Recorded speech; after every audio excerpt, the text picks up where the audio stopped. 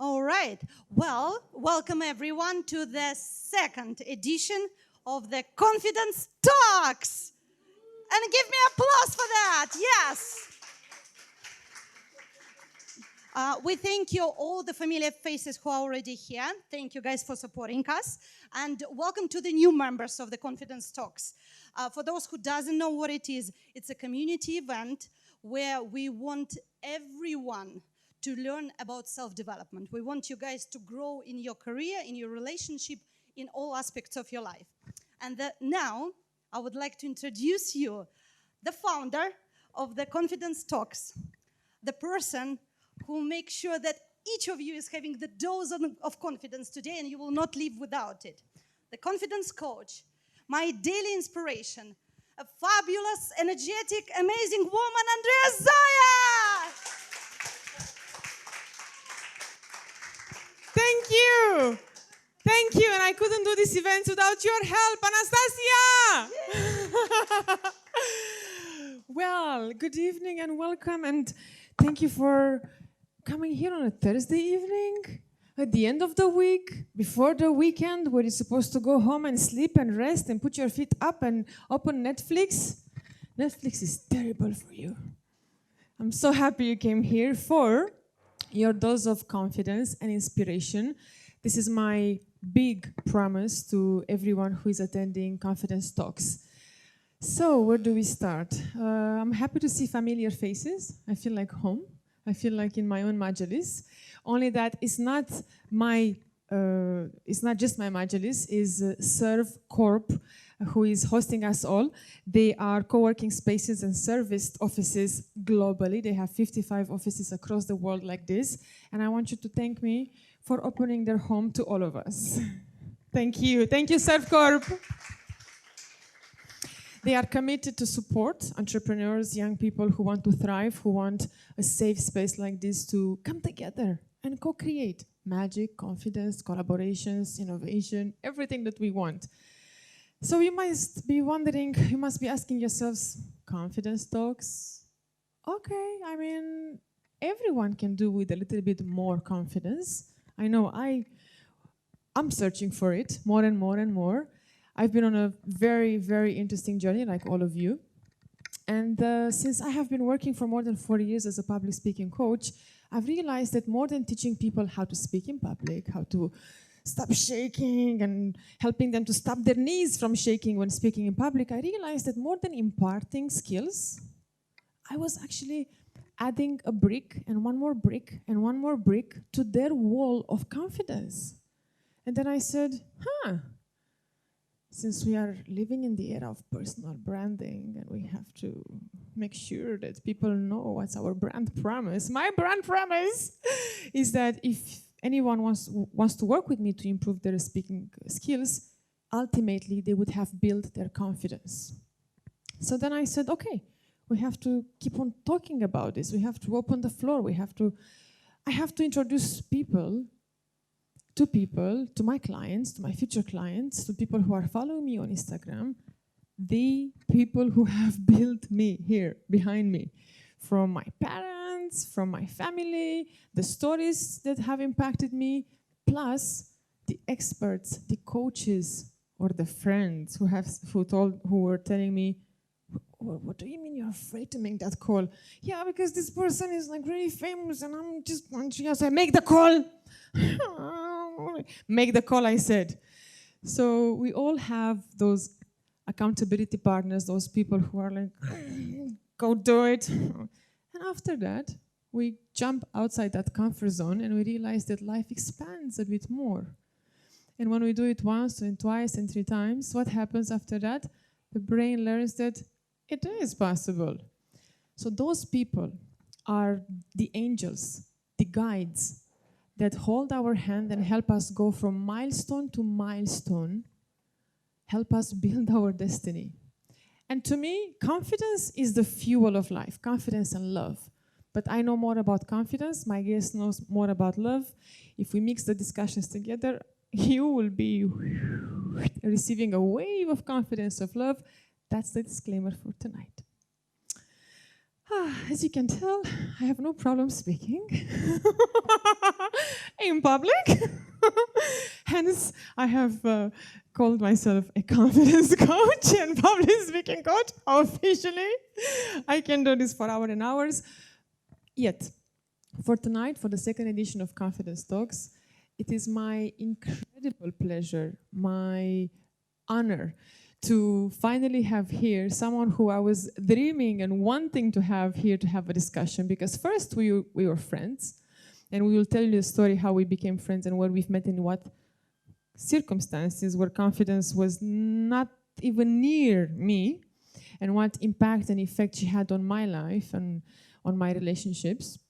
And I said, well, since you've been so good to me all these years, more like 5 years, and since you got all these certifications and you're helping all these women and men with their emotional intelligence and confidence, you have to come. We have to tell people the stories. We can't just keep them for ourselves, because that will be not fair. So, would you help me?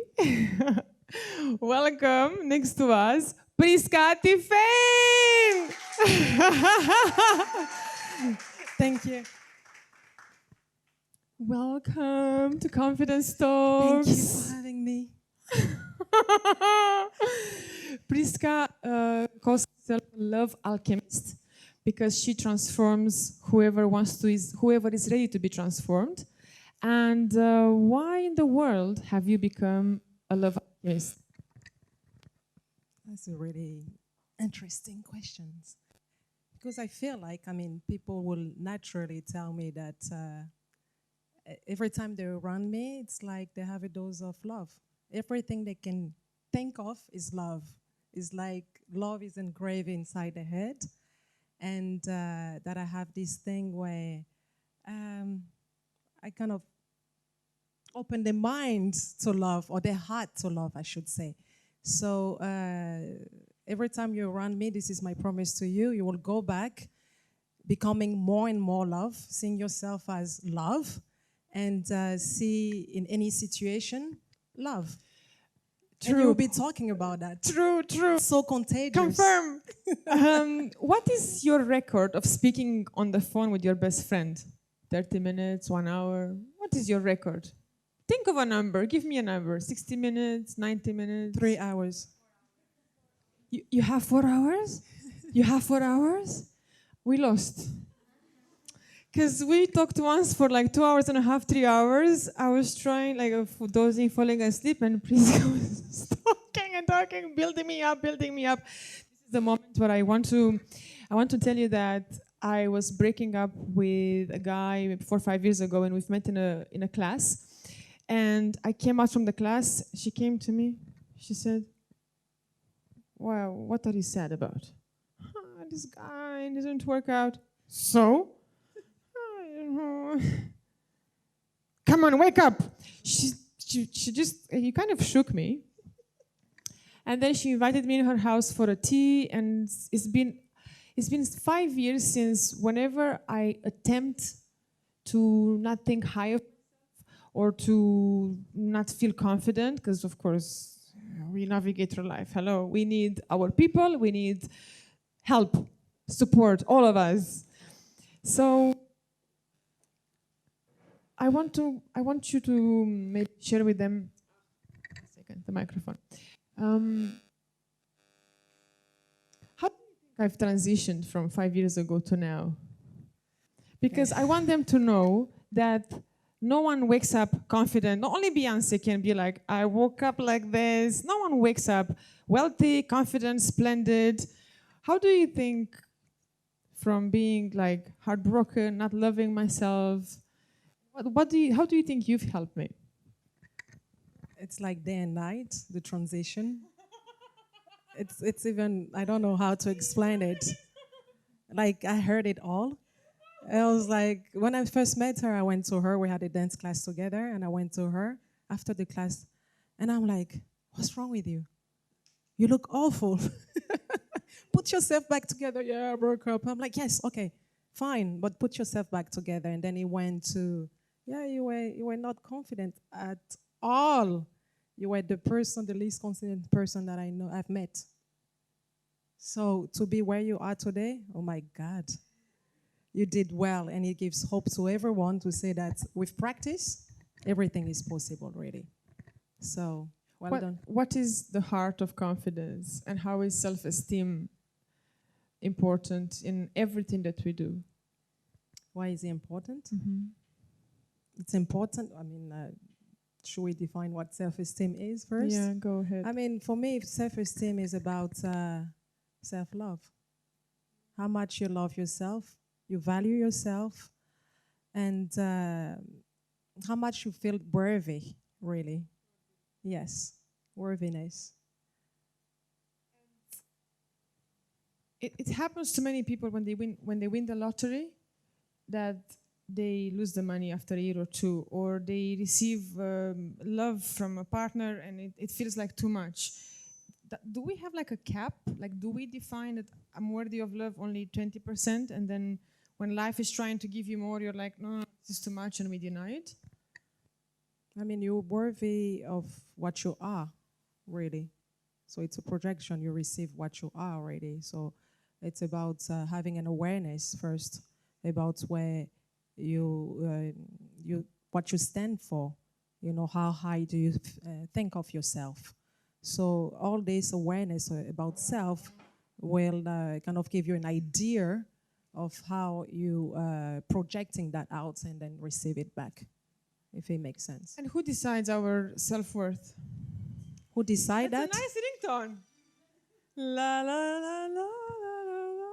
Who decides our self-worth?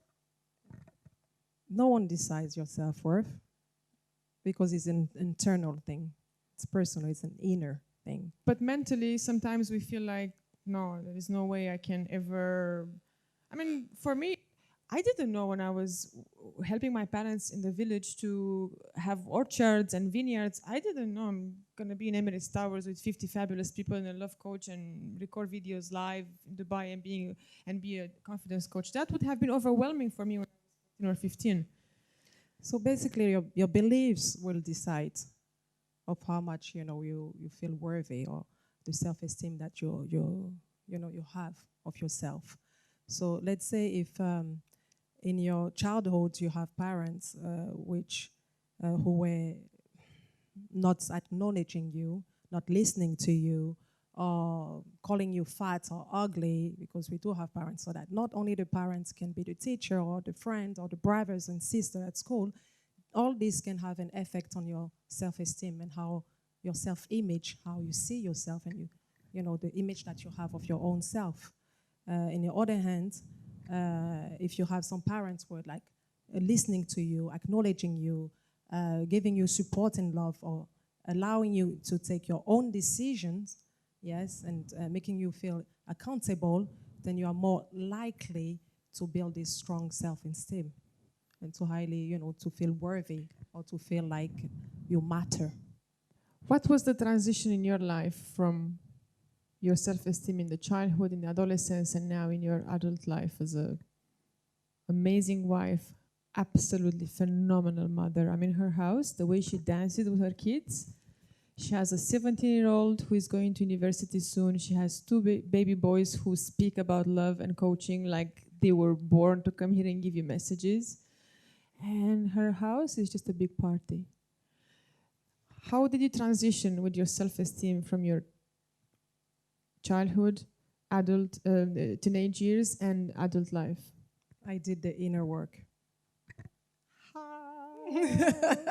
I did the inner work. There's no magic pills or anything like that.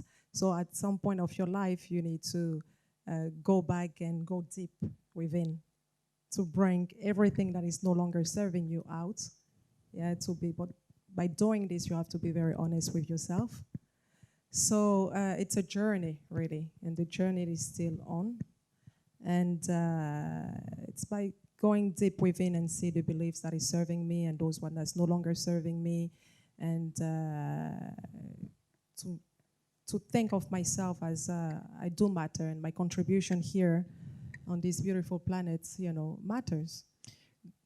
Interesting question for you. Just came to me from Angel Javier.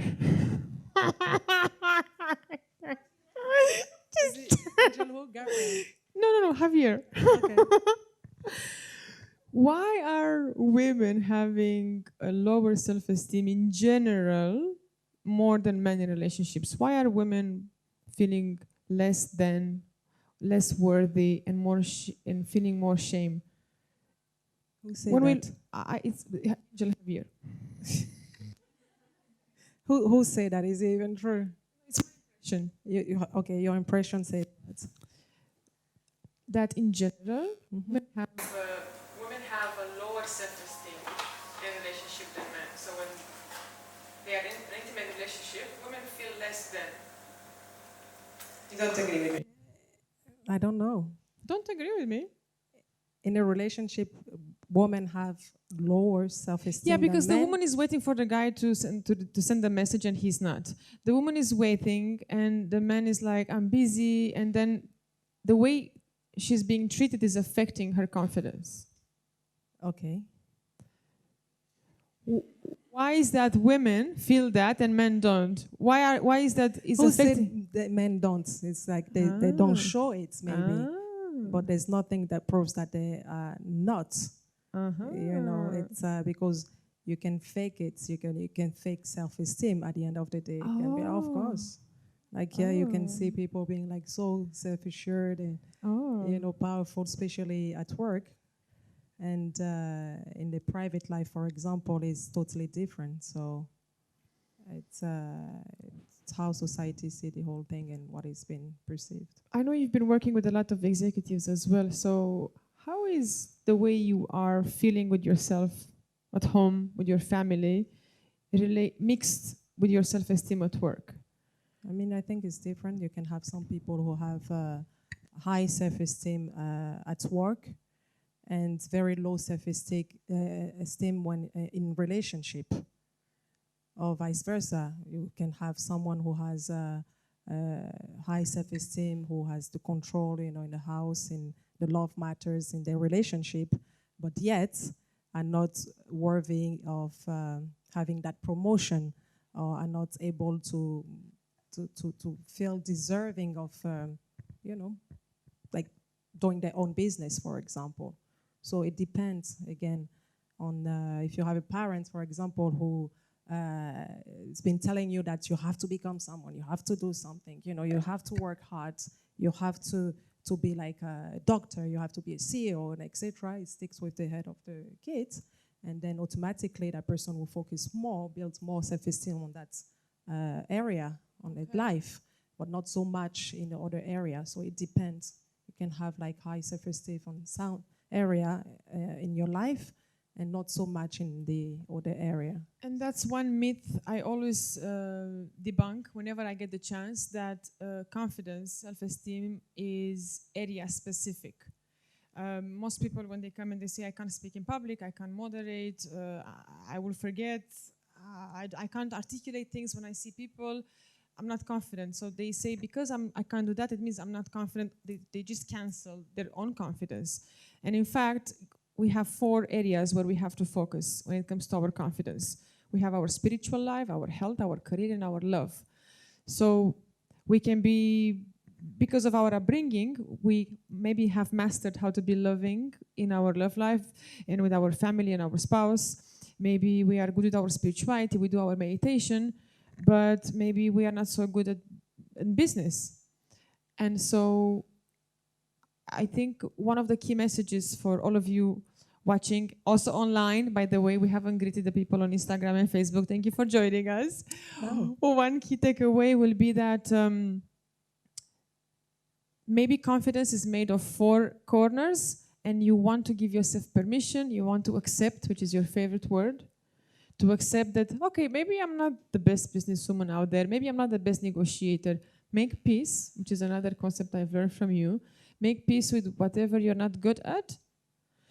Take a deep breath and start working on that without bullying yourself, without judging yourself, because that's where we are starting actually to erode our confidence and our self-esteem, when we allow that inner voice to be like,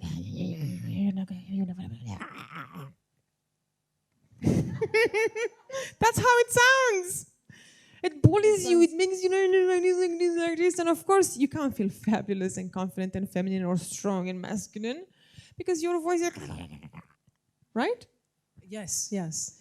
So I agree with you. I mean, you are here. You should agree with me. No.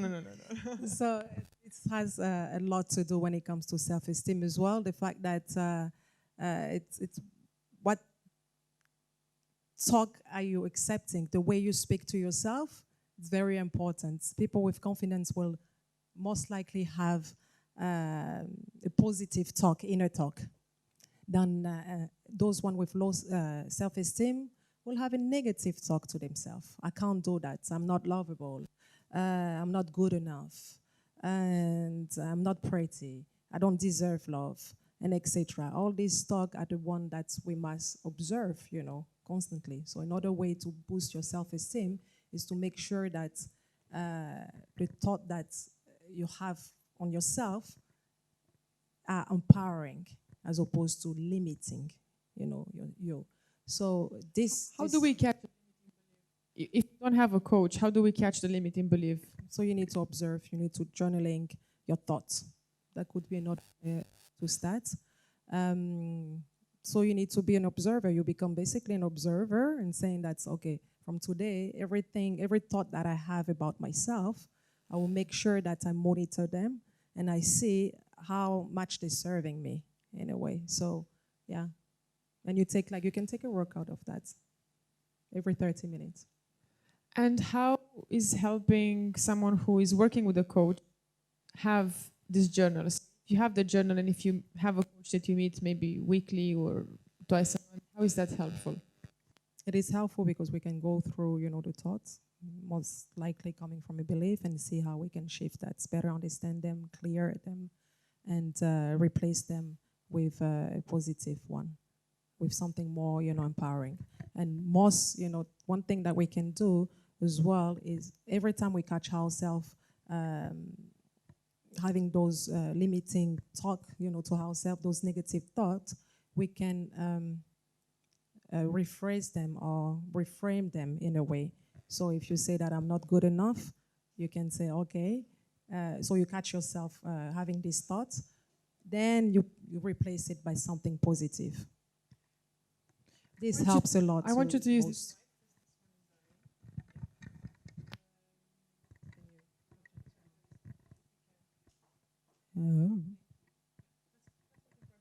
Yeah.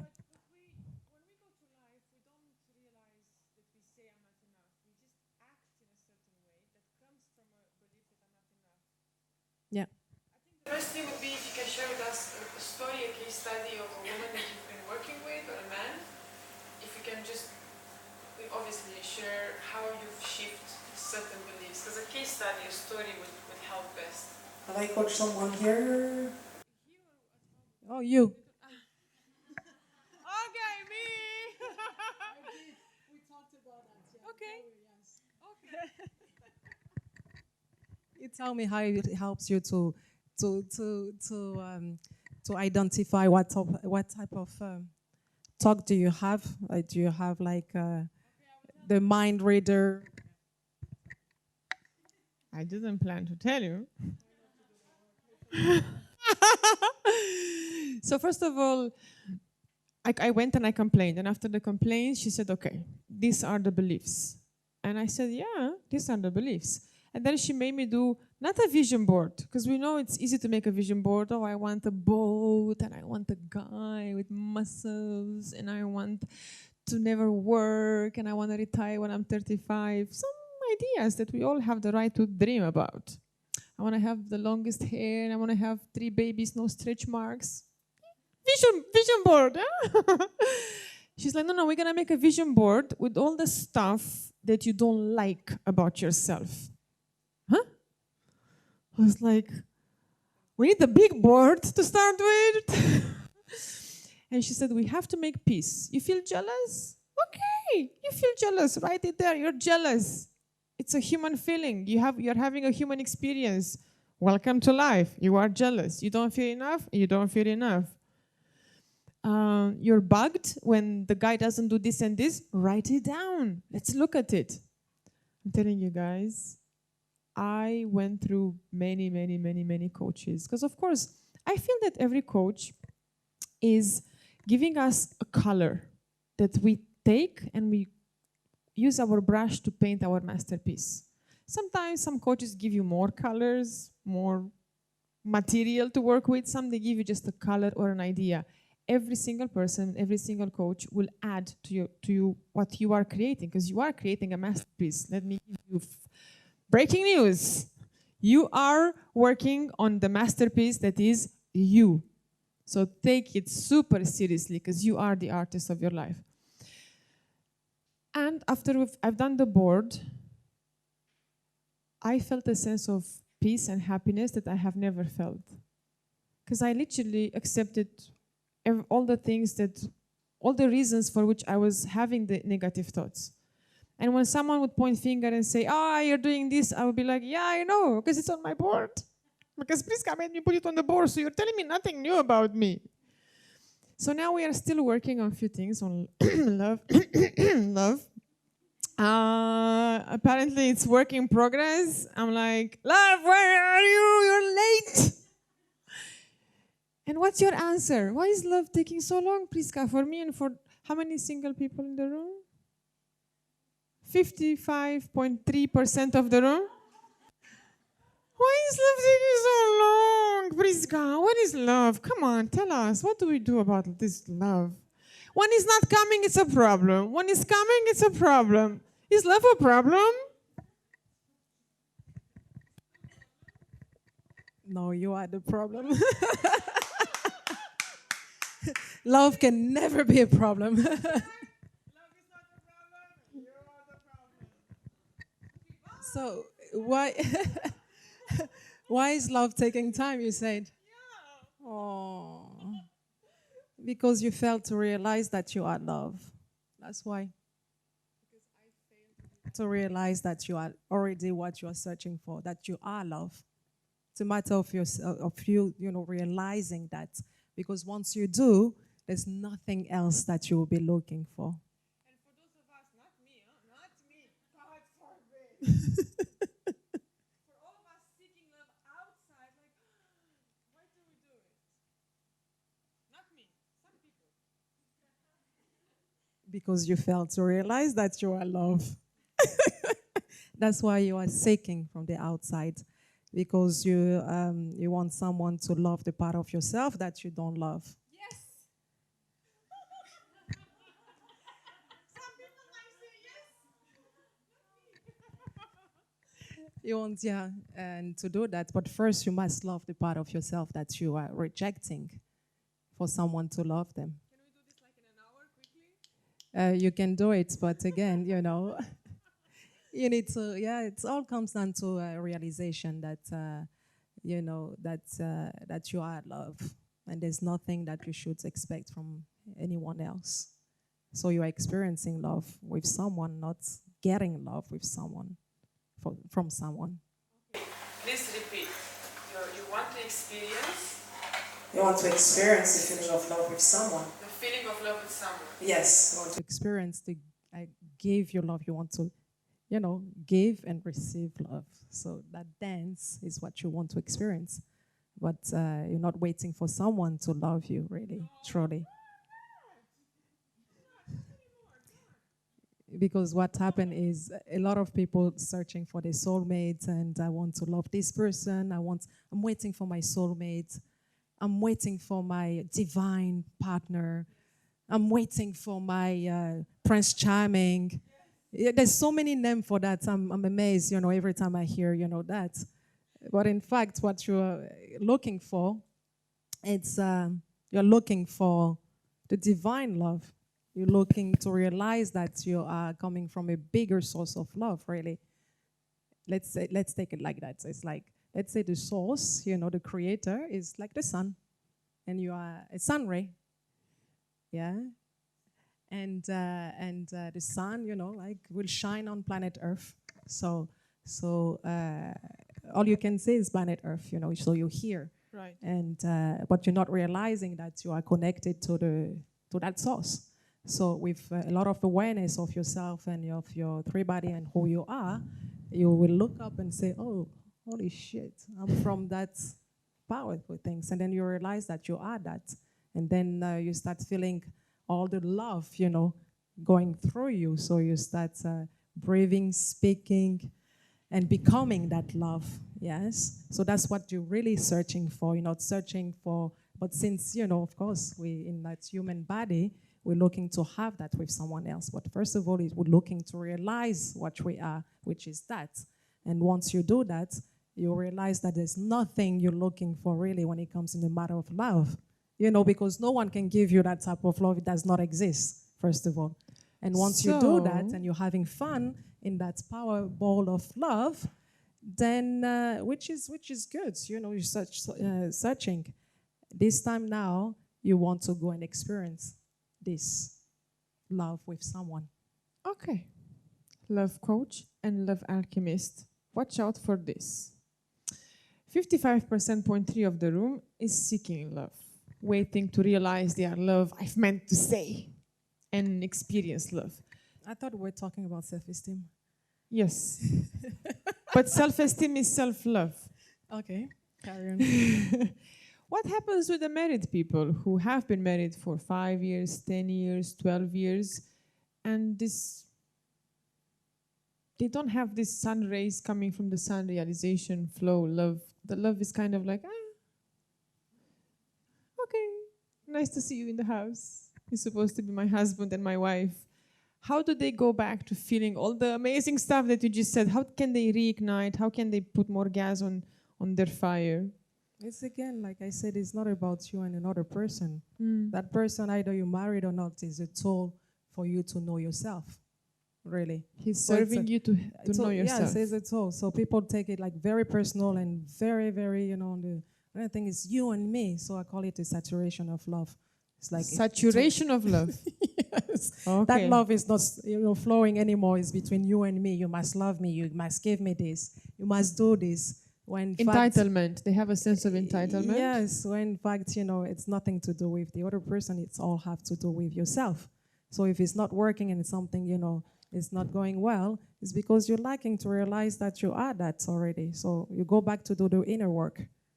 Become more self-aware and then look at yourself and see your beliefs and then opening your heart to receive and give love. Once you've done the work on yourself and you know who you are, well, it's any other thing is only a projection of who you are. Your person, the people in your life are only a projection of who you are. A mirror of who you are, really. So you are creating your reality. If you don't like it, you change it. If you don't like your love life, then go back and become more loving. Practice love. Everything can be practiced. Some people think that, yeah, I'm coming and then I know how to love. No, we practice to love. So every day when I wake up, I put the intention that, oh, I'm going to have a loving day. I'm speaking love. I'm dancing love. I'm saying love everywhere I am. Yeah? So I'm giving love and then I receive it back. If my intention, my focus is on love, this is what I will most likely see during the day. And if it's not, then it will be something else. If you don't like what you've created, change your mindset. Start seeing more of yourself as love. And then love will come and meet you. But it starts with you. We can sit here and then be in fantasy land and being up there and dreaming about that man that would come and save us and then shower us with love. We can do that until we die. Doesn't matter. We'll come back and do it again. Or it never happened, but let's not complain. It's all about self. It's all about self. How you see yourself, how you have this self-esteem and how you work on yourself to become a better person and how you become more loving, really. And that's what should matter. Not like I'm waiting for someone to give me this. This is a waste of time. Have you ever had dark nights of your soul when you couldn't practice this stuff? Or you've always been seeing love? Definition of darkness of the soul. I love those words because they it's confusing the mind. Tell me, what is that? Have you ever been in those places where you could not feel this inner love? You could not feel this? Oh, yes. And how did you pull yourself out? When you're in those dark nights of the soul. when you're in that It's those just a moments poetic expression. of depression, it looks real, you know. It feels real. It feels like it's dark, yeah. But again, you must go back, you know, and have hope. I think with hope and faith, we slowly, you know, get out of it, you know, really. We must be willing to do the work. We can be, you know, lying to ourselves and say, yeah, I'm depressing, it's about you, and etc. What's the benefit So- in feeling the pain? What's the benefit in going through it? Because everybody in this room had many many episodes of depression, of not liking, of being disappointed. What's the benefit of going through that? It's important to go through it in order for you to release it. But if you judge that emotion, for example, and if you're not accepting it as part of who you are, well, you're fighting against yourself, and that's the worst thing that you can do to yourself. So people tend to identify themselves with their emotions, and that's where the first Give us an mistakes example. starts. You know, I didn't behave well, you know, toward one of my friends. Okay. Yeah. So I feel guilty. Okay. So therefore, I'm not a good person. Okay. Yeah. I'm not a good person, and I start, you know, putting that guilt, you know, on Okay. myself. So I identify myself to that emotion, yes, or to that situation. So it should not be like that. It's just an emotion. It's just passing through you. So release it, let it go. And we should stop, you know, fighting with emotion because they're there to tell us something. Yeah, but unfortunately, we don't know how to read our own emotions. When people come and they say that, I have panic attack, I'm stressing. I have I have- anxiety. I have I anxiety. have anxiety. Yeah. I'm like, what does it mean? How do you feel? What is anxiety? Could be anything and nothing. I'm stressing can be anything and nothing. But what exactly is that? And when you ask the question like, okay, if there's no such word as stress or anxiety, what other words would you use? And then automatically they go like, oh, I feel sad. Yes, but why are you feeling sad? You know, or etc. And then you find out that it's because they did not express that emotion. So expressing expressing your truth is where you should start. Really, you should express. You know, every time you should speak your truth. If you don't speak your truth and you keep it in, well, it creates all this emotion. You know, turmoil. And we are going back to self-esteem naturally, because what I know about self-esteem from what I'm practicing with the people I'm working with is how you keep yourself. How do you see yourself? How high do you see yourself? Because we put value on ourselves. We decide if we are worthy of being the CEO of a company or not. We decide if we are worthy of certain things. So, and we are going back to beliefs. Someone put a certain belief, a certain value on us. And for me, right now, at 35 years old, I am so curious of how much more I can expand, how much more I can become, how much more I can, the word is expand into being of service to more people, into growing into something even more than just a confidence coach and a public speaking coach and presenter. And I feel that even though this word has been overused, potential, there is so much hidden potential within us that we can constantly access. And if we look at biographies of, very famous people, we realize that in their childhood, when they were young, they didn't know. Everything has been developing. And I have so many friends who are in coaching and in personal development, because I've seen them in the last 4 or 5 years developing. They've helped me, and I've seen other cases, and I'm just stunned. I'm thirsty, I'm hungry, I'm excited about this idea of how, if our life is this big masterpiece, this painting, how much larger, how much more color, how many events we can put in there, and how we can expand our esteem. When we look in the mirror, we feel like, you there in the mirror, I just love you. I'm so proud of you. And you don't have to say it. You just look and you sense it. You have that feeling in you. Now, that's when you don't need love anymore, because that's where you want us to be, right? That's what I wanted to say. You read my mind. You should be busy discovering all this. Yes, precisely. And along the way, if you find someone who can vibe into that direction, well, is a bonus. It's a bonus. What is not, yes, the main thing is never, as society say, that we should get married and have kid and find that partner. It is not, I don't believe that it is true. Okay. Yeah, it depends of your purpose here. For all you know, your higher self doesn't, I won't say the bad word, the French word, doesn't care.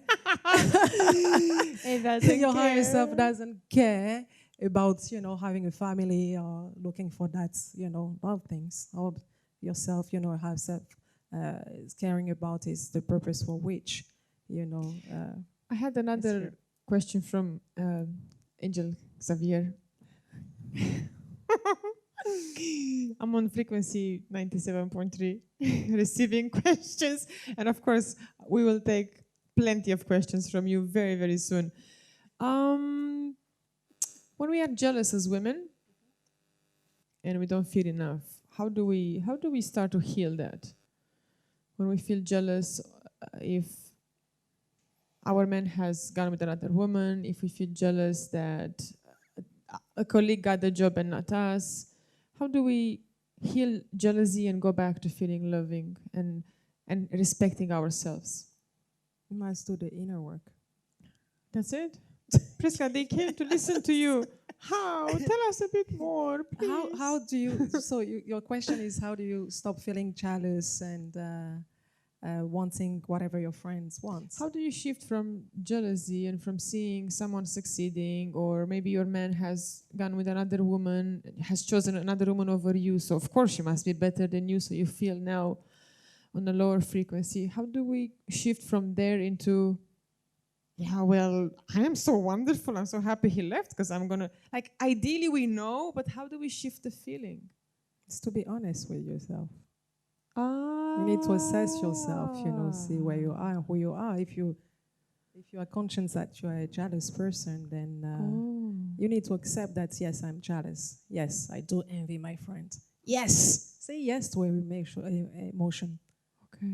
If you feel, say yes. Some people trying to hide it, and then, it stays there and gets rotten, and, it comes out in all these form of like emotional, turmoil and pain. So if you, first of all, is to recognize that, yes, I may have this, emotion, that I could, work on that. So once you are truthful to yourself, truth is something that we must learn. Yeah, to be able to look at yourself in the mirror and say, yes, I suck at this. Yes, I'm jealous. Yes, I don't want someone else to succeed. Yes, you should be able to first, acknowledge that. If you do that, then, you're most likely to catch yourself every time you feel that sense of jealousy. And how do you shift from after you accept, how do you shift to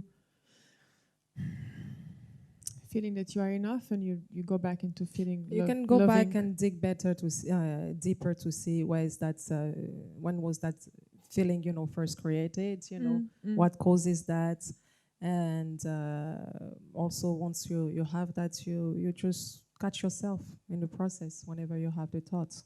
Okay. And trying to rephrase it and trying to see many reasons that you don't have to envy someone, because they have their own journey and purpose, and you have your own as well. So to be conscious of that, and then to remind yourself of that, can help as well. Yeah, and it goes with with the self-esteem. So one thing you can do is to list down, say for example, journaling, list down every day 20, 40 things about yourself. I am lovable. I am worthy. Yeah, remind my yourself. contribution here matters. I matter. People love me. I'm lovable, and etc. Yes. So you can do that. You have few exercises, many more as well that you can do. Before we shift into questions, there are lots of professionals here.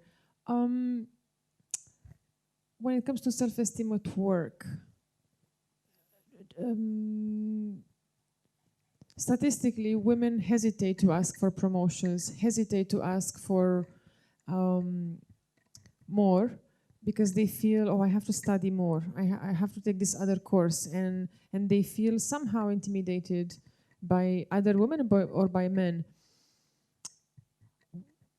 Okay, the answer is go do the inner work. I know what she's gonna say, so I'm not gonna ask the question. I don't want to have a monologue. That will be terrible. This has to stick in everyone's head. That we practice to become better person. We practice self-awareness, self-management, and it all starts with ourselves. So when I say do the work, it means that don't complain about the outcome of your life. Stop complaining and action, really, because you hear a lot of people saying that, I'm This I'm doesn't like work, this, that doesn't like work. talking poorly about themselves, and very reluctant to take action when it comes to that. So you can stay in there. Wait. This is very important. I'm loving you for saying that so much. Can we get addicted? Can we start to like to be in this place of this doesn't work, this doesn't work, this doesn't work, it's his fault, it's her fault? You can do that all your life. You're excusing the fact that you don't have the courage, to change your life. So it's easier to blame the outside world. It's easier to be in the victimhood. You don't have the courage to change your life, or you feel hopeless because you don't know how? No, I think even some people just are lazy to do it, period. They don't want to go through They it. are lazy and period? No, Period. it's Period. yes. They're lazy. They just don't want to do it. I mean, they feel like, they're like, it's one thing to be self-aware, and it's another thing to manage yourself. So I'm aware that I should not scream on my kids, for example. But am I doing it? Am I stopping myself from doing that? That's another, it takes another, step of courage to be able to do that. Yes, am I aware while I'm doing it? What do I do? Do I stop? Do I take a big breath? And etc. But what I realize is like very little people rather complain than take a stand and decide to change their life. It's easier to complain. It's easier to blame other people. It's you. He did that. She did that. My husband is doing this. He's not doing that. What about you? Okay. Sometimes I give them, I said, okay, start with you. It's all about you. Here, 1, 2, 3. Every time I see them, it's the same story. So I tell them, I say, you're not ready. When you're ready, we're going to go deeper. But until then, some people are just not ready to face their own self or to be honest, to have an honest inventory of themselves. How many of you have children? Gertrude, Teresa. I told you I'm among friends. Only 2 ladies here. Well, just quickly, for them and for the future mothers and fathers in the room, what are a few things we can do to increase the self-esteem of our children? The few thing is to, first of all, to acknowledge them. Yes, first of all, to love them and to tell them that they are lovable, they matters. I mean, we worthy. think we love our children, but what do you mean by acknowledging them? It means that, to listen to them. If your kid come and then you're busy, you say, listen, honey, I'm busy. Give me 10 minutes and you have my full attention. But sometimes, make them feel important, heard. Sometimes I'm like, yes, tell me, and I'm not fully there. So I have to practice even with myself to catch myself up while they're talking. If it was before, I'll be like, yeah, oh, okay. But now I'm like, listen, I'm not listening fully to you. Can you wait when we stop there for eating? I said it last night again to my son. And then I would have your full attention, I will give you your full attention for me to listen to you. So this acknowledge them. Yes. So all the time you need to make sure that they feel important, heard, and valued. And also you need to start giving them a sense of accountability, or you need to leave them to take their own decision. Yes, my kid I started with my kid when he was like 7 years old. It's like, I want to do something, and I'm like, okay, this road will likely, give you this outcome, and this other road will give you this one. Now, please choose. But if you choose, you have to take the consequences. And it's like, okay, yes, no, I'm choosing this. I'm like, okay. And then he comes back, why do I have this? I'm like, well, you chose, Now you need to take your responsibility. So I'm teaching them already how to choose for themselves, knowing exactly, because sometimes they know what to do, but they decided not to do that. So now you have to pay the consequences of that. I mean, you need to take your responsibility when it comes to that. So those are a few things that you can do to start giving them this sense of like self-esteem, to boost up yourself. And that's for the children. And for us, can we do an exercise or something that we can, an exercise that we can use at home, that we can do when we are not at the confidence talks with you? Can you share something that the people can do? Like I said, you can journaling your thoughts. Make sure that you catch yourself like, yes. So, or we can practice love, because this is what I use to heal. This is the energy I use to send it to the part of ourselves that we don't like, or to our thoughts, or any sort of way where we talking to ourselves where it's not, empowering us. Yes. So every time it happens, you just go to your heart center and then you send the energy to that part. So if you don't like your body, send the energy to that part. Yes. Say, for example, if you talk about like your body, for example, let's say you don't like your butt. I said butt because it sounds, or your butt, your legs, your nose, and etc. Your skin, yes. What you can do, you can generate some love, here, feeling the energy of love here, and then just send it to the part of your body that you don't like, for example, and then it gets trying to start accepting that part of yourself. It gets better. And so today we're gonna do this small exercise that Andreea likes about. No, I don't. Yes, you do. How we open our hearts to receive and give love. So this one, you can do it every morning, is very powerful. It's expanding your heart, and it's reminding you to give and receive love back. Yes? So if you want, you can all stand out the mic for you. You can speak. Do you have enough space? Just make a bit of space.